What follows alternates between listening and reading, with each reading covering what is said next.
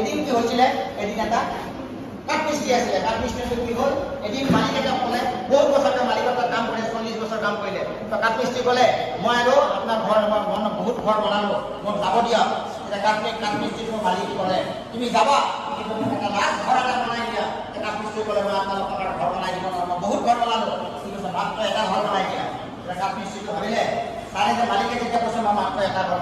বনাই দিম কি লগে লগে এটা ঘৰ বনালে যেতিয়া দেখিলে এইটো লাষ্ট ঘৰ ইমান কি কৰিব লাগিছিলে যি যত্ন ল'ব কি ভাবিছে লাষ্ট ঘৰ আপুনি যিকোনো কাম যেতিয়া কৰে লাষ্টৰ ঘৰ কামটো ঢিলাই দিলে যিটো কাম জোৰেৰে গজা মাৰিব লাগিছিলে য'ত দৰজা লগাব লাগিছিলে য'ত টিং লগাব লাগিছিলে ভালকৈ লগাব নাছিলে শিকৰা নাছিলে তাৰ ঘৰটো ওলাই গ'ল মালিকক ক'লে মালিক চাহাব এইটো ঘৰ হৈ গ'ল আপোনাৰ ঘৰটো যদি মই যাওঁ মালিক কৈছে ৰ'বা তুমি যাব নালাগে তোমাক এটা বস্তু দিওঁ কি দিওঁ তোমাক এইটো ঘৰটো তুমি জীৱনত বহুত ঘৰ বনাইছা তোমাক এইটো ঘৰ দিওঁ মানুহজনে মূৰে কপালে হাত দিলে কি কৈছে মই ভবাই নাছিলো যে এই বেয়া ঘৰটো মই বনালো যে এইটো ঘৰ মোক দিব গতিকে কোনোদিনা কাঠমিস্ত্ৰী কৰি আপুনি বেয়া ঘৰ নবনাব সদায় যিমান দিনলৈ পাৰে আপুনি ধূপ কাঠি বনাই আছে লাষ্টৰ পেকেটটো বনাইছে সেই বাদ দিয়াৰ পিছত কেতিয়াও লাষ্টৰ পেকেটটো নিদিব কাৰণ সাপৰ মাথা আছে লেঙুৰো আছে গতিকে আপোনাৰ ধূপ কাঠি লেঙুৰ নাই ইয়াত গোটেই মাথা আছে যেতিয়ালৈকে থাকে সদায় ভাল কাম কৰিব কাৰণ নহ'লে আপোনাৰ কাঠমিস্ত্ৰী কৰি বেয়া হ'ব আপুনিও সেই বেয়া ঘৰ বনাব গতিকে মই এটা কথা কৈছোঁ ধৈৰ্য ধৰক নাৰ্ভাছ নহ'ব আৰু এটা কথা কৈছোঁ বহুত মানুহে কি কয় বহুতে কওক আপুনি যেতিয়া আমাৰ লগত কাম কৰে বহুতে কি কৰে পিছত আপোনালোকক উঠিব কথা বুজি পায় হাতী যেতিয়া ওলাই যায় কি কৰে কিছুমান কুকুৰে ভোকে আৰু কিছুমান মানুহে কি কয় হাতীক মৰম কৰি কয় গণেশ বাবা নাৰিকল খা হাতীয়ে কিন্তু নাৰিকল খাবৰ কাৰণে ৰখি নাথাকে আৰু কুকুৰৰ ভোক ভোকনি পিছলৈ নাচায় হাতী চেলে বাজা হাতী কুত্তে ভোকে হাজাৰ হাতী চেলে বাজা গতিকে আপোনালোক হাতীৰ দৰে হওক কুকুৰৰ দৰে নহ'ব আপোনালোকে টিভিত কাক বেছি ওলালে গালি পাৰে কাক বেছি গালি পাৰে টিভিত হেমন্ত বিশ্ব শৰ্মা ওলালে গালি পাৰে না নাই চবেই গালি পাৰে কাৰ মিটিঙত বেছি যায় হেমন্ত বিশ্ব শৰ্মাৰ মিটিঙত যায় কিয় যায় তাৰমানে কি যাৰ বেছি গালি কৰোঁ তাক আমি বেছি বিশ্বাস হ'ব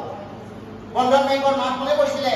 হেমন্তই কৰিছিলে কিবা কৰিছিলে কোনে কৰিছিলে হেমন্তই কৰিছিলে কাক বেছি গালি পাৰে মৰি যাওক ধুনীয়া কিন্তু আপোনালোকক যাক বেছি বেয়া পায় সি সদায় যেনিবা আপোনাক দৰকাৰী কোনোবাই যদি আপোনাক বেয়া পায় কোনোবাই যদি আপোনাক পাথৰ মাৰে মানুহে কোনডাল গছত পাথৰ মাৰিব যিডাল গছত পকা আছে শুকান গছত কেতিয়াও পাথৰ নামাৰে কোনোবাই যদি আপোনাক কৈছে বাইদেউ বেছি বেছি চিনাই কৰে বাইদেউৰ কাম নাই তাৰমানে কি আপোনাৰ যিটো আছে সিহঁতৰ নাই সেইকাৰণে কেতিয়াবা চাব আপুনি সদায় ফাৰ্ষ্ট ডিভিজনৰ বাচ্চা এটাই ফাৰ্ষ্ট ডিভিজনৰ বাচ্চাক হিংসা কৰে ফাৰ্ষ্ট ডিভিজনৰ বাচ্চাই ফাৰ্ষ্ট ডিভিজনক নকৰে যাৰ খেলিঘৰ আছে সেই বিল্ডিঙক হিংসা কৰে বিল্ডিঙে কিন্তু খেলিঘৰ নহয় গতিকে আপুনি যেতিয়া কোনোবাই আপোনাক ঠাট্টা কৰিছে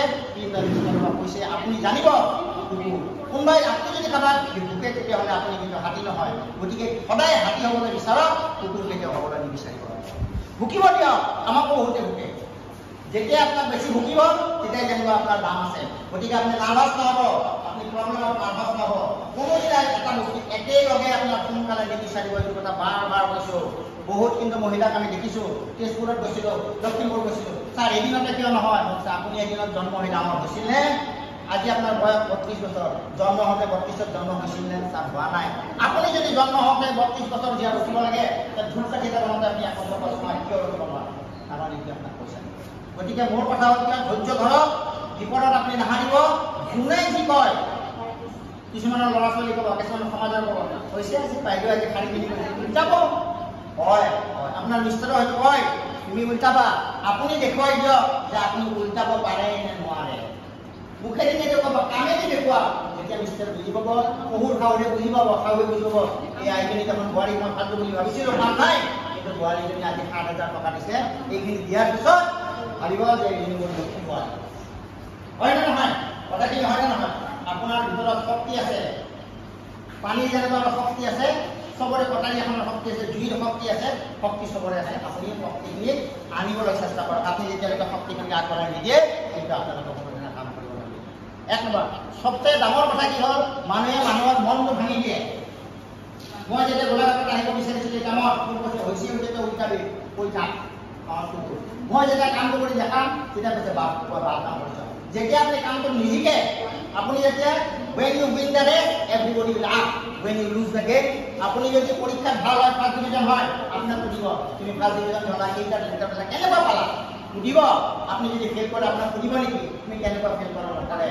গতিকে আপুনি কোনোদিনা ফেইল কৰিব নোৱাৰে, আপুনি কোনোদিনা পিছুৱাই যাব নোৱাৰে, আপুনি আগবাঢ়িবই লাগিব। সদায় মনত ৰাখক, যি কৰিছে যি কৰিছে নহয়, ভিতৰত যিটো ভগৱান আছে, আল্লাহ আছে, সেইটো ভগৱানক আপুনি জগাই তোলক আগবাঢ়িব। মই এটা জাষ্ট লাষ্টত এটা ফুল গল্প কওঁ, জাষ্ট গানৰ গল্প কওঁ। এখন ৰাজ্যত কি হৈছিলে, কম্পিটিশ্যন হৈছিলে। তাতে কি আছিলে, ঘোঁৰাৰ কম্পিটিশ্যন। চবেই কৈছিলে ঘোঁৰাবিলাকৰ আজি ৰেচ হ'ব। এখন গাঁৱত কি আছিলে, সেই মুখীয়াজনৰ গাঁওবুঢ়াৰ ঘোঁৰা নাছিলে, তাৰ এটা গাধ আছিলে। মুখীয়াজনৰ গাধটো কৈছে, গাধতে বোলে কি হ'ল, বোলে মোৰ আজি ঘোঁৰা নাই, তই কি দৌৰিবি? ঘোঁৰাই কৈছে, মই দৌৰোংগা, মই দৌৰিব পাৰিম। তাক মালিকে লাত মাৰি কৈছে, তই দৌৰিব আহিছ?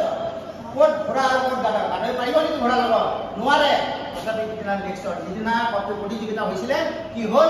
ঘোঁৰাৰ লগত গাধ থিয় হ'ল। মালিকৰ ভয়, আজি কি হ'ব, ঘোঁৰাই লাত মাৰি ইয়াক পেলাই দিব, মই ইজ্জত গ'ল। তাৰপিছত কি হ'ল কাহিনীটো ন?